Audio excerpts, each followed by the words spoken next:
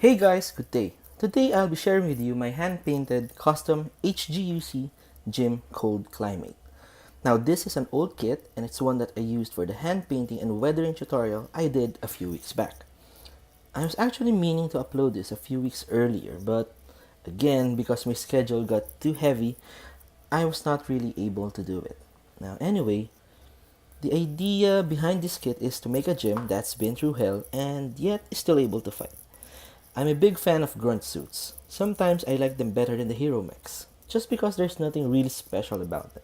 But in the hands of an awesome pilot, they can really do great stuff. Well, at least in my mind, that's what I see. Okay, so as you can see, I did quite a lot of damage on the kit. Now, I also think I got a bit overboard. I guess I enjoyed adding weathering too much, but it looks nice for me, so I guess I'll just do better next time. So this is an old kit, so articulation is really limited, but the proportions are generally acceptable. There is no added articulation on the shoulders, just the basic up and down movement, and the arms can bend 90 degrees, but just 90. There is limited bicep swivel, and I guess just a bit of wrist movement. The joints have become really tight since I painted this, so it gets pretty hard to move things around. The kit though has become more stable because of this.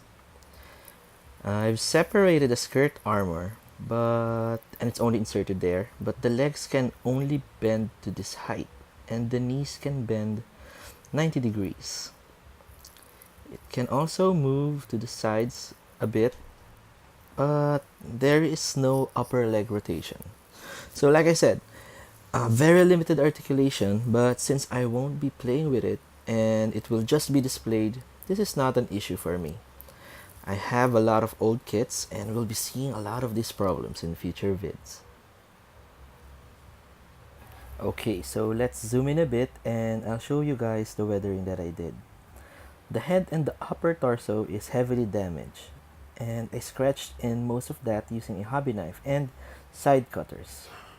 I have to say though that what I did does not look realistic at all, and I think in real life and in 1:144 scale, the damage should be more subtle. I did the bullet holes by drilling with the tip of a hobby knife, and as you can see, I have pretty much banged up the front of the gym's chest.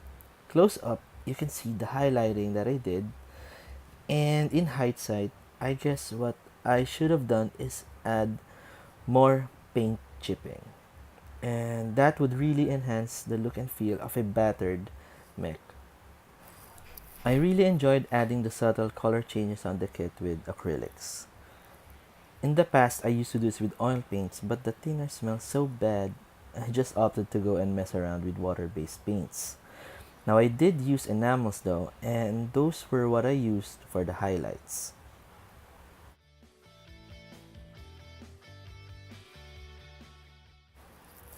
The gun came out a bit meh, and in hindsight, I guess I could have added more details to it. Perhaps a scope or something.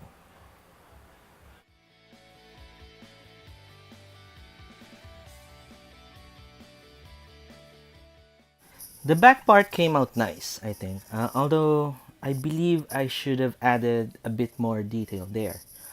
Discoloration looks nice for me. Not sure though again if it will work in actual scale. In hindsight though, had I planned this earlier, I could have added more mechanical details on the interior of the leg, as you can see here.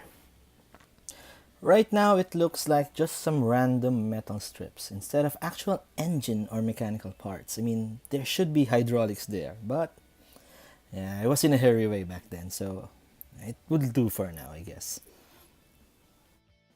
Well, this kit was supposed to be part of a diorama, a mini diorama that I was building, but since I could not find the base that I was looking for, nor the materials that I wanted to build it out of, I just decided to go and finish the gym. And as you can see, the joints are really really loose on this one. And I guess I'll have to go back and add some nail polish to fix that. I particularly enjoyed detailing the lower legs. I mean, I love how it came out. It looks like it's rusted, it's crusted with debris. And had this been part of the original diorama that I was trying to build, I would have added in more paint and mud. Okay, so I guess I might do that when I find the materials that I need and I incorporate this gym onto that base. But for the meantime, I guess this is okay. I also enjoy detailing the soles, I guess you could call it soles, of the mech. It's a really nice part. I left that one out also because it wouldn't be seen. But I guess some modelers would like to take care of that seam, but I guess since it won't be displayed, showing it that much, it's not an issue for me. So there, looking back, I added quite a bit of discoloration, but I did not detail the inside of the skirts. Although I did make sure that I added some stains on the joints of the upper thighs. So I bought this kit online from Lazada because it's a bit hard to track on physical stores because it's already an old one. And there's another version, the space type, with a different gun and a different shield. Now the gun is glued to the hand and you get no alternative hands for this. So the only other hand you get is the one for the sword. The bullpup, the gun, looks really nice. It's got this awesome magazine on its side. And it's pretty basic, but it looks nice. So what you get is this other hand with a beam saber permanently attached to it. Sadly, the beam saber is not the clear plastic version. You need to paint it. So what I did was paint it with dark orange, I guess, red orange, I don't know, and just added some highlights to the tip.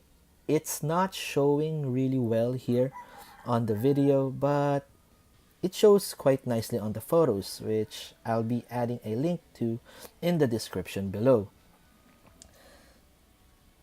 So we really don't get a lot in terms of hands for this kit, apart from the two holding hands and the one holding the beam saber. What we do get is a relatively chunky and detailed open palm hand. So this hand looks nice. I have to say though that it looks a bit oversized for the kit. It does make up for more dramatic poses though, and it definitely looks better than a holding hand. So I guess it's okay. I just wish we had more hand options for this one.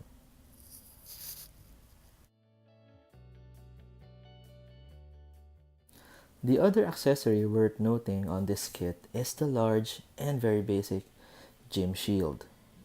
I did the battle damage on this shield by drilling the holes in using an old hobby knife and then making the deep cuts and grooves around the hole using my side cutters.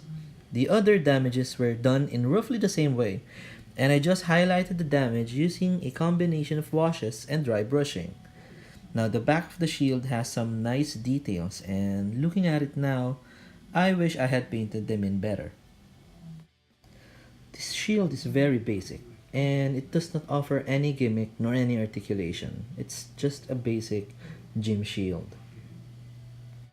Okay, so to attach the shield, you need to take off first the open palm hand and reattach the holding hand.